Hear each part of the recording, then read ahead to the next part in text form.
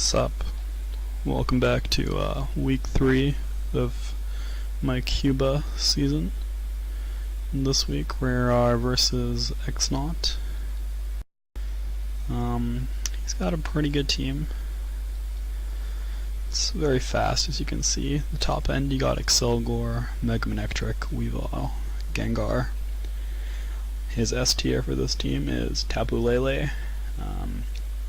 Fortunately, he doesn't actually have any real psychic that can benefit from the psychic terrain. He's got Slowbro, but doesn't really benefit from avoiding priority and the extra damage as much as something like Mega Alakazam would.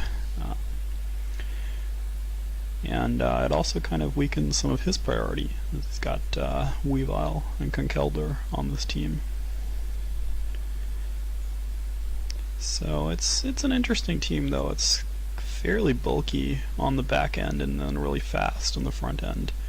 So you gotta kind of have to prep both ways for this. Lando T is obviously not something that you can ignore. And he's got sort of options for spike stacking with the Excelgor. Weavile, obviously quite annoying for some of my threats here. The Ice Shard on Mega Aerodactyl and Thundurus can be quite frustrating for me, and Hydreigon as well. This team is a little ice weak. The Aerodactyl, Thundurus, Hydreigon, and Amoonguss all weak to ice, so this week I decided not to go with Mega Aerodactyl. I figured there's no real point bringing it against this team in particular. I feel like I don't need it for the Megamanectric. I was not worried about at all here. Because I didn't think it would come, and if it did, I would have had answers for it anyway. So it's not something I was really concerned about. So I didn't feel like I needed to bring Mega Aerodactyl or Excadrill even on this team. As you can see in my Volcanion set here, this is a sub lefties and toxic Steam Eruption and Fire Blast set on Volcanion. And the goal of this set is just to try and set up a sub on something like Empoleon, Heatran, Slowbro if it's not fully invested. And just use that to pick off some of the faster threats with the high-powered Steam Eruption.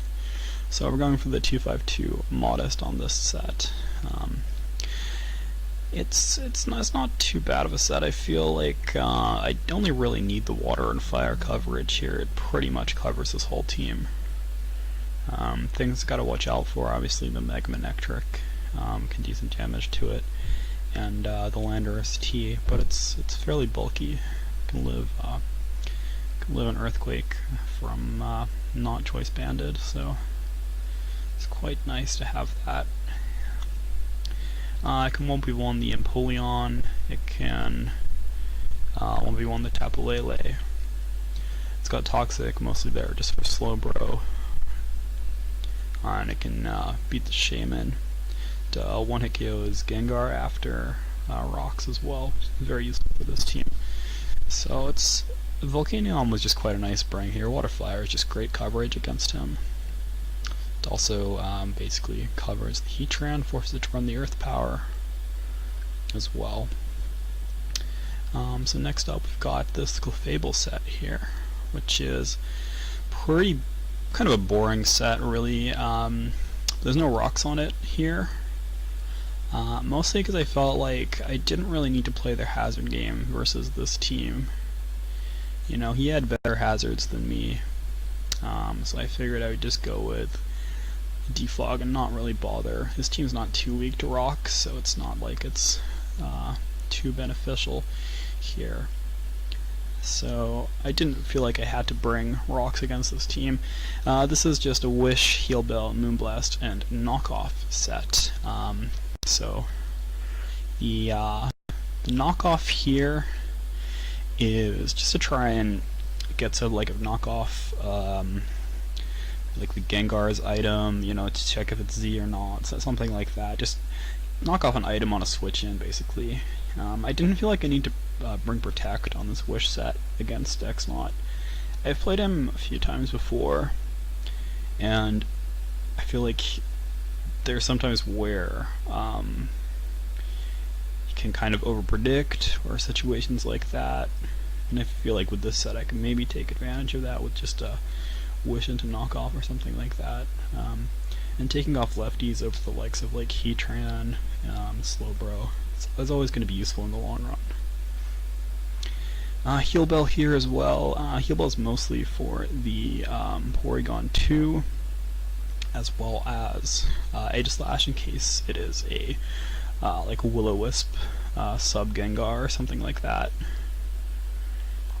Trying to abuse the Psychic Terrain, which is something I thought he could, you know, legitimately bring. It was quite annoying to see that sort of in prep, and it's one of the reasons that I brought this, which is basically just a fast prankster, T-Wave, Volt Switch, Hidden Power Ice, and Thunderbolt with Electrium Z. This, again, is kind of a boring set here, but I only felt I needed to bring 2 damaging moves again. I did not think he would bring the Mega Manectric. The Electrium Z just pops something, and Hidden Power Ice can hit Lando, so it's fairly safe to bring in, and just fire off the Z Thunderbolt. Volt Switch is just really nice for, it outspeeds the majority of his team, but there's a 3 like high-end things that it doesn't outspeed, that the Excelgor, the Weavile, and the Mega Manectric, but it can Volt Switch on anything else and just get one of my slower mons in here. So this team is overall quite slow. I didn't feel like I would win the speed game against him, so I went for the bit more of a slower team. But again, this is kind of just a boring Thundurus set here, nothing too fancy. And sort of like continuing that theme is the Aegislash set, which is just Shadow Ball, Flash Cannon, Shadow Sneak with the King Shield. EVs for this one is max HP and a little bit of Spadef here. I feel like it was going to be taking Shadow Balls more than any physical moves. The Flash Cannon is mostly just to finish off something like the like Tapu Lele or the Weavile. It had surprisingly good coverage here against things that I thought he would bring, and Shadow Ball hits everything else. So you can see this team does not have a normal type, so it felt really nice just to be able to have this in. It's got lefties again, lefties just a solidly good item on Aegislash, so I didn't really feel like a point in bringing anything else. Then the Porygon 2 set I've got here, so this is a little more interesting. Ice Beam, Recover, Tri-Attack, and Magic Coat. Magic Coat, specifically for, this was going to be my answer to if he brought the Excelgor, and I would just lead this and Magic Coat back the spikes, and force him to do the defogging instead of bringing it myself. This can also work with rocks as well. And, you know, something like a Toxic on the, if he had Toxic on like Landorus or something like that, he was going for like a more defensive Landorus T. So that's quite nice. It also stops the Shaman from leech seeding it. Doesn't really do much, but kind of just like forces Shaman to hit an offensive move, which is useful because they've got quite nice grass type switch-ins. And then on this set with the Ice Beam here, Ice Beam's obviously Landorus T.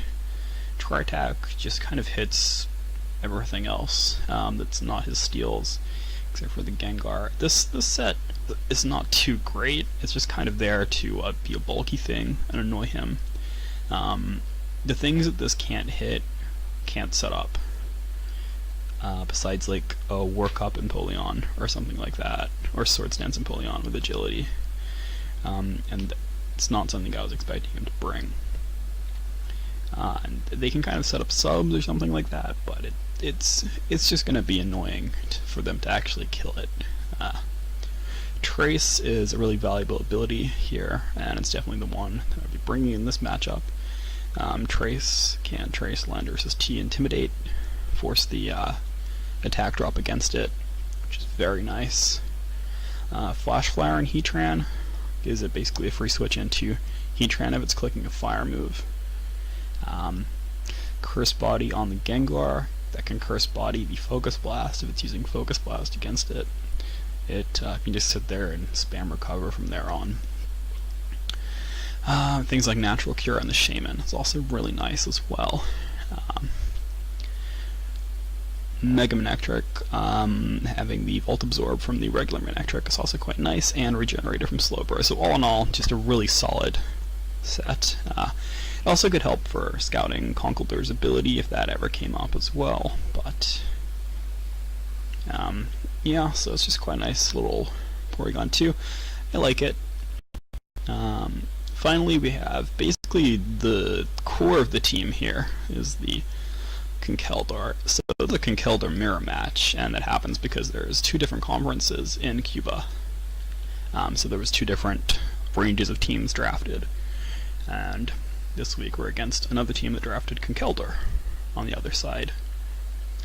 Now, his team's a lot more weak to Conkeldurr than my team is, I feel like.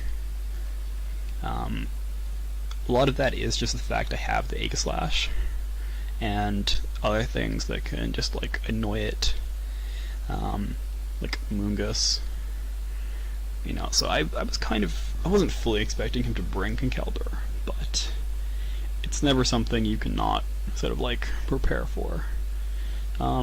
This set, I just really like the Assault Vest here, and I really like these four moves. I didn't feel like I needed the priority because it's a Tapu Lele team anyway, and I felt like with the way he was probably going to be playing Lele to deny Shadow Sneaks, he was going to want to keep it alive as much as possible.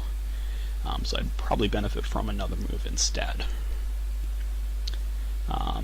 The coverage here, I think it's basically perfect coverage on the whole team except Excelgor, which is just extremely weak anyway. It can spam stabs against Mega Manectric, it can knock off on Gengar, it can Drain Punch the Weavile, it can Ice Punch or Poison Jab the Shaman, Poison Jab Lele.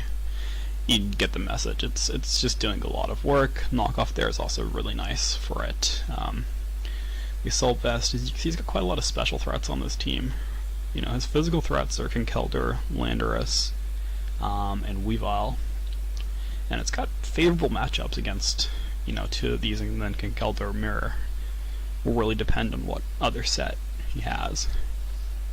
So, alright, and let's get into the game now. So, as you can see, he's brought the Tapu Lele, the Mega Manectric, Landorus T, Conkeldurr, Weavile, and the Empoleon. So the important things he hasn't brought here, he's not got the Gengar, so I don't need to worry about the sub Will-O-Wisp set. There's no Excelgor, so there's no spike stacking happening, and there's no Heatran as well, which is quite nice because again, we didn't really have that great of an option to kill Heatran because we're not bringing the Excadrill for the the stab Earthquake damage, and there's no Earthquake on the team. So the only best ways of killing it are really Volcanion and Conkeldurr, so it's not too great. The issue with this team though is we don't really have a great way of killing Empoleon right now. Conkeldurr is okay, but there's a lot of good switch-ins to Conkeldurr, just hitting Drain Punch, and it kind of gets forced out by the Tapu Lele, for sure.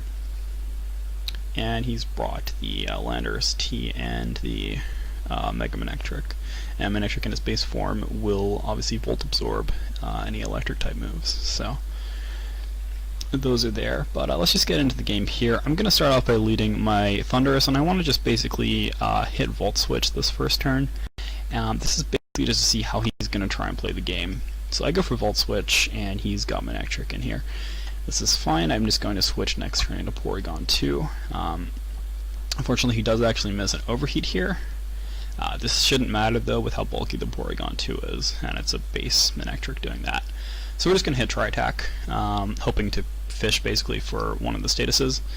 But he's an obvious lead Empoleon here, so it's a very easy Magic Coat just to get the rocks there. We're going to switch out into Volcanion as he goes for the Roar. And then we're going to switch again as he's going to set up rocks this turn on my Aegislash. So we didn't want to keep in Aegislash on the potential for Scald as well, and we likely outspeed this. We likely outspeed the Empoleon. Sorry. So basically got a situation here where it's a Conkeldurr 1v1 with each other. And I'm going to go for Knockoff this first turn, which knocks off his Leftovers. That's a Leftovers Conkeldurr. And this damage to me actually revealed that he looks to be fully physically defensive. So I go for the Drain Punch here, which does 30%. He's going to knock off my Assault Vest here, which is no big deal, because Drain Punch is just going to be out-damaging that, obviously. He gets the Drain Punch back. He's doing slightly more damage to me each turn, but because I'm faster with a little bit of base creeping there, I'm just able to spam away with Drain Punch. So this turn he's going to switch and he goes into the Landorus T, and I'm just going to hit Drain Punch because I was going to win that 1v1 anyway. This turn, I figure he's obviously expecting a switch and he wants to take advantage of that with U-turn on his Landorus T. So this feels really obvious to me. He can't really stay in against this because it has potential to Ice Punch it, and he would need to blow a Z move on this thing in order to kill it at this point. So I'm just going to click in, and I'm going to click Drain Punch this turn. I want to see what he's trying to do here, but he goes into the Lele. This is not a big deal, really. We do get a crit here, which I don't think ends up mattering at all. But yeah, so it's a nice nice Drain Punch, and we're just getting quite nice chip damage on his whole team at the moment. He's got Rocks Chip on the Lele and the Landorus T, and quite a lot of chip onto the Conkeldurr. And this Conkeldurr is looking pretty healthy at 70%. We do need to switch here though. We're not going to stay in against the Lele like that, not without our Assault Vest, and we're just going to go into our Aegislash. This thing goes for the sub, which is, yeah, it's a good play. So he's going for the Shadow Ball. We're just going to go for the Flash Cannon just to break the sub there for now, and we're going to switch out into Thundurus. Thundurus is going to eat this Shadow Ball, and that's fine. This turn we're going to double into the Porygon 2. Now we were expecting him to switch into the Electric, obviously, but I did kind of mess this turn up because Porygon 2, because we're faster than the Tapu Lele on the switch, it's going to trace the Lele's ability instead of the Manectric's ability. That's a little unfortunate for me there, playing a bit like a retard, but that's fine. So he's going to Mega this turn, which is good. This is kind of what we wanted him to do anyway. And he's going to go for the Thunder, which very surprised me. I'm not sure why it was Thunder. But it was. I guess he was trying to take advantage if I brought Z-Rain Manaphy or like a Rain Manaphy, which I have been known to bring in the past. That's fair enough. Like a defensive Rain Manaphy. I'm just going to go for the Tri-Attack here, as he did paralyze me with the Thunder. He goes for Volt Switch, and that was a recover, and that's a paralyze there. So that's unfortunate. It does happen. Here I'm just going to go into my Clefable, and now is a good time just to get the Clefable in and try and Wish Pass to something. He's going to go into his Empoleon here. So I'm just wishing, and trying to get my Porygon 2 back up to like a healthy amount. But he does Roar, and he does actually drag back out the Clefable, which is probably the worst Pokemon that could have come out. Here comes the Wish into Flash Cannon. So here I'm just going to Heal Bell. I'm not expecting him to hit me with Flash Cannon again, but he does. So it's good play by him. And we kind of just waste our Clefable completely. But we're able to get the Volcanion in. And Volcanion's got quite nice here. He can just hit Fire Blast, but he's got the hidden power. I'm assuming this was hidden power, either rock or electric. I would imagine it would be electric to be able to 1v1 the Manaphy, not be sort of like not be able to get killed by that and just sort of do some damage back to it. But it's some very good prep here from X-Naut on this Empoleon set. That it's kind of like running me around.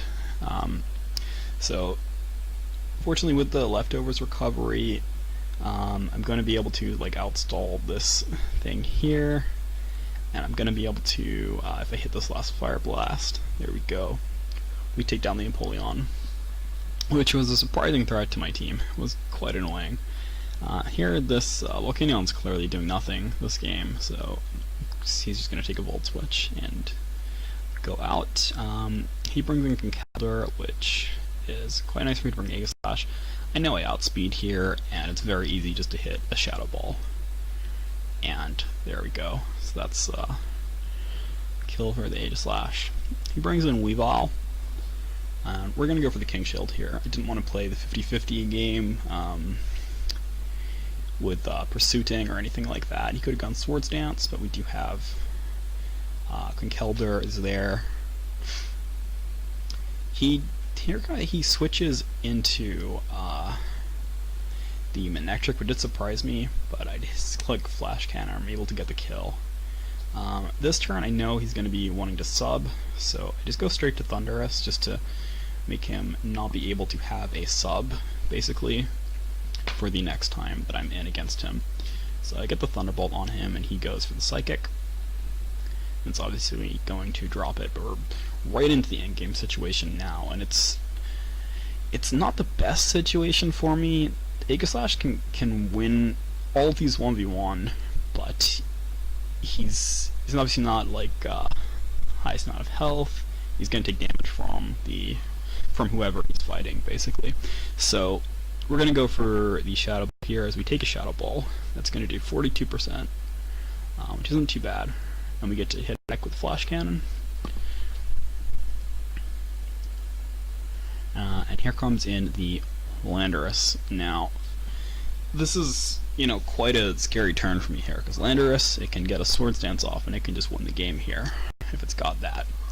So, my play here is to sacrifice the Porygon 2, the Intimidate off from the Trace boost, and he goes for the Earthquake in this situation, which is great. And now we're in the Conkeldurr, and here's the situation. He needs this thing not to be intimidated to be able to kill Conkeldurr. So for this situation here, I'm just going to click Drain Punch. It wins the 1v1 with just clicking Drain Punch against this thing, and Drain Punch is going to kill the Weavile. So I figured there's no point not just clicking Drain Punch here. And fortunately for me, he does switch the Weavile, which means we can Drain Punch, and now we're back up to 82%. It's still not over though, because this is Landorus T, and it can very easily just have the Z Fly. But fortunately, Earthquake is not going to kill it. We're able to hit back with the Ice Punch, and Conkeldurr is going to bring us the victory for week 3. This was a really fun game for me. It's pretty close. I feel like a lot of good turns. I really like the Empoleon set that he brought, because it just really threw me for a loop in game. I probably should have played around it better with like Conkeldurr or something, but I was quite happy with the way I played that game in the end game, and it all went pretty well. We're currently 3-0 in CUBA. Next week we're playing against Mima, who is also 3-0, so that'll be a fun matchup. She has the Tapu Bulu team, so it should be interesting to see. But yeah, thanks for watching, and take care.